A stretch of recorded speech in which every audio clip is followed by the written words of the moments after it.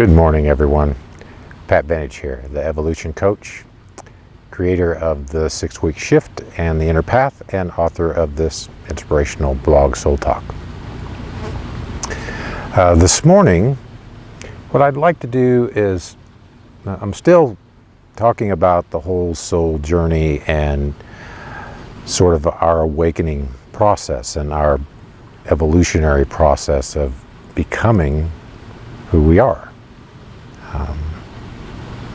I've talked about the last several weeks some things about perspective and how our perspective is filtered and colored and limited by the accumulation of experiences and our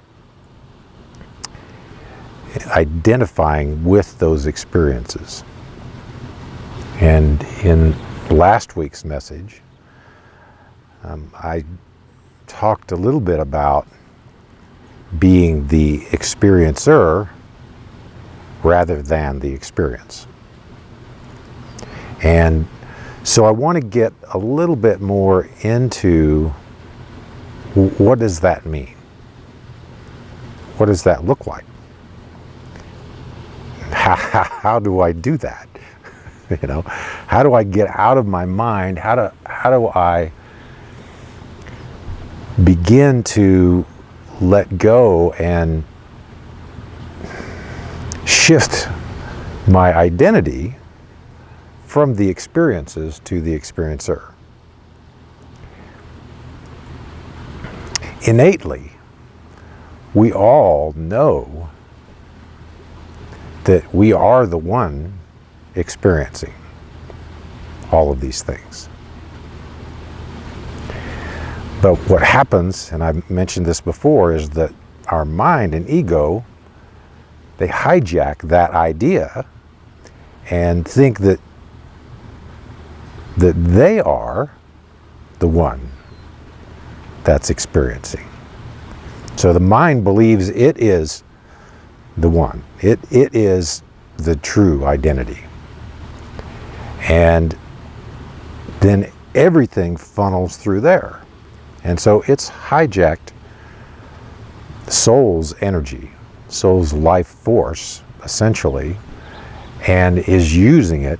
I use this analogy with a client of mine, and I think it's fairly apropos that what happens is it's like, we have these self-driving cars now that you just punch in where you want to go and it will drive you there. And it's, of course, a lot of those are still pretty experimental, but we're on that path. Well, as human beings, we've been on that path for a long time. Just think of the mind as that vehicle, the brains of that vehicle, and the programming that you give to the vehicle is soul's energy, as far as the mind goes. So soul's energy is given to the mind, and the mind takes away and runs with it. Except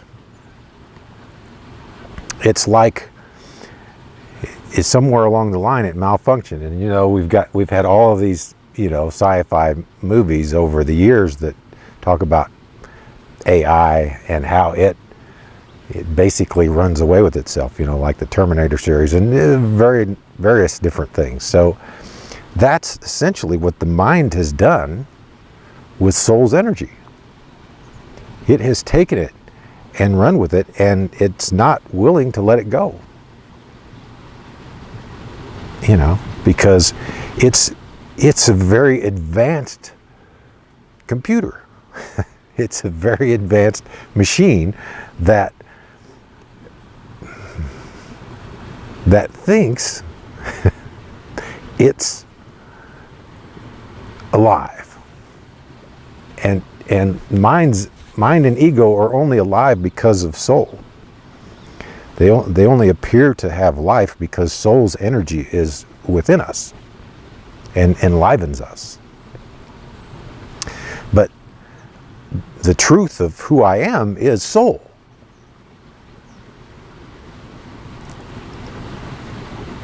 As I said over and over again, soul's been around forever. For all practical purposes, soul's been around forever. And it will continue to be long after this physical being is gone. Long after it's stopped needing this vehicle.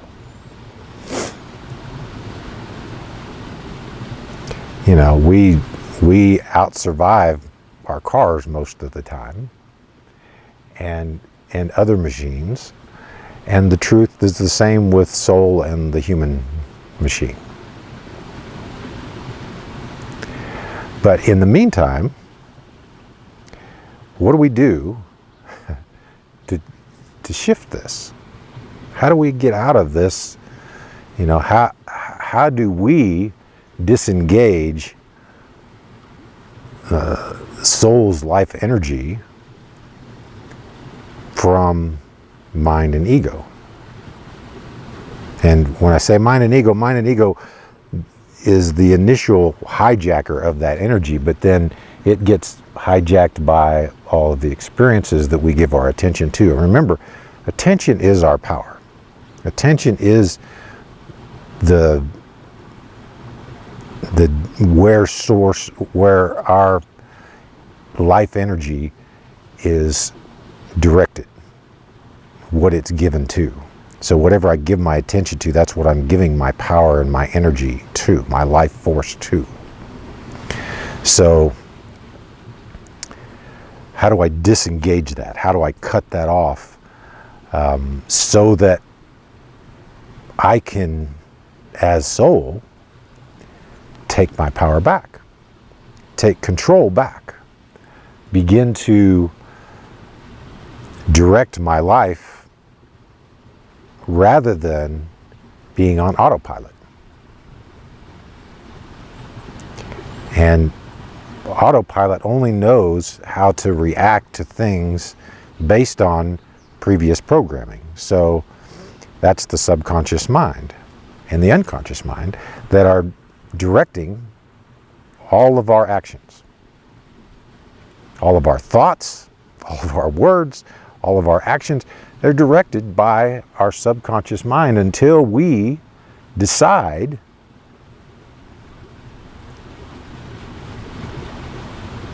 to take that power back. You know? And even when we begin to do that, when we begin that process, we think we're being conscious, but we're still basing things on past programming. We're still at the mercy of karma and cause and effect. We're still at the mercy of this autopilot that we set in motion long ago. So, as I mentioned last time, the way to soul is not in discarding or avoiding or working around all of these layers, all of these filters, all of these experiences where our energy has been trapped and filtered and limited, and where our perspective has been hijacked. The way to soul, the way to truth, is through that. We can't go around it, can't avoid it. We can't just toss it aside and think that it's gone. You know, just ignore it and say, well, I'm just going to focus on what I believe is truth, and then that'll manifest. Because it's my attention that does that. But remember, the attention's been hijacked, and it's going through the mind and the ego, the emotions, all of the things, all of the ways that we identify ourselves. And so, first, we have to see through the layers. And I mentioned last time, you get a lot of people that talk about peeling away the layers like an onion, and to get to the core. But it's not really so much that. You're not peeling them away. They fall away as you see through them. So as you're able to look at the apparent reality and see through it, see through the illusion into a little bit greater truth. So as you see through to the next level, that previous level falls away. And as we do that, what's inside, now we're focusing our attention inwardly into truth, and that truth begins to be drawn out. It begins to emerge. And so that's sort of an easy thing to say, Pat, but what does that mean? What does that look like? How do I do that? I can hear you asking those questions and being frustrated by that. And I was in the beginning. So what's required is to be able to step back,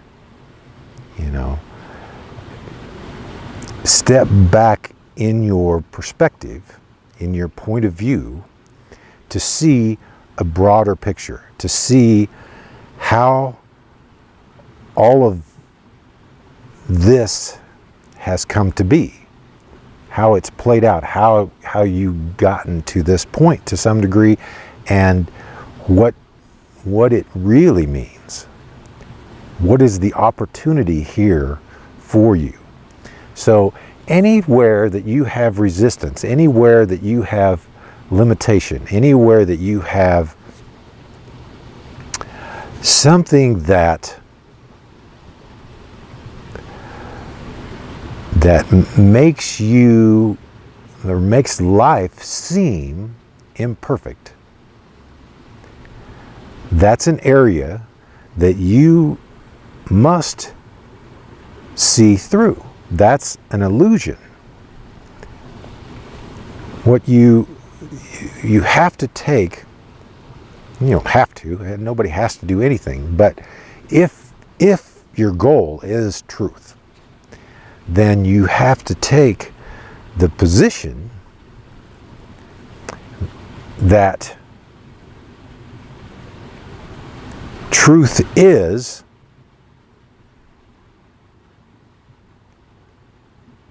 well, you have to get an assumption of what truth is. And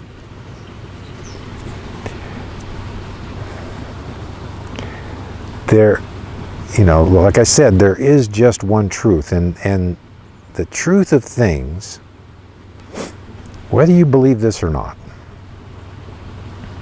the truth of things is that all is perfect. And what I mean by that, just in case you haven't been listening or I haven't been clear over the last however many weeks that I've talked about it, perfection is that all things happen in a perfect manner. In other words, cause and effect, when you have a cause that you've generated, then there is a perfect effect for that cause. And it will play out regardless. So whatever cause you put in play, there's a perfect effect of that. So life happens in a way that everything manifests precisely in response to my actions, my thoughts, my words, my deeds. All of those things will elicit a perfect response from the world. And that perfect response is a response that will give me the opportunity to evolve. It will give me the opportunity to become more aware of who I am, to become more of who I am, to get closer to the realization of who I am. So all of life has that purpose. And it's perfect in its execution of that. Life makes no mistakes. We make what we believe are mistakes, but those mistakes are responded to by life in a perfect manner in order for us to see through the illusion. Because the illusion is that when we make what we would call a mistake, it is because we are viewing life in a way that is not accurate. We are viewing the illusion and believing it is real, that it is truth. And as we do that, then when we make choices that in hindsight appear to be mistakes, or from somebody else's perspective they appear to be mistakes. But ultimately, they will lead us to a recognition and then a realization of truth. That's how life works. That's what I mean by everything is perfect.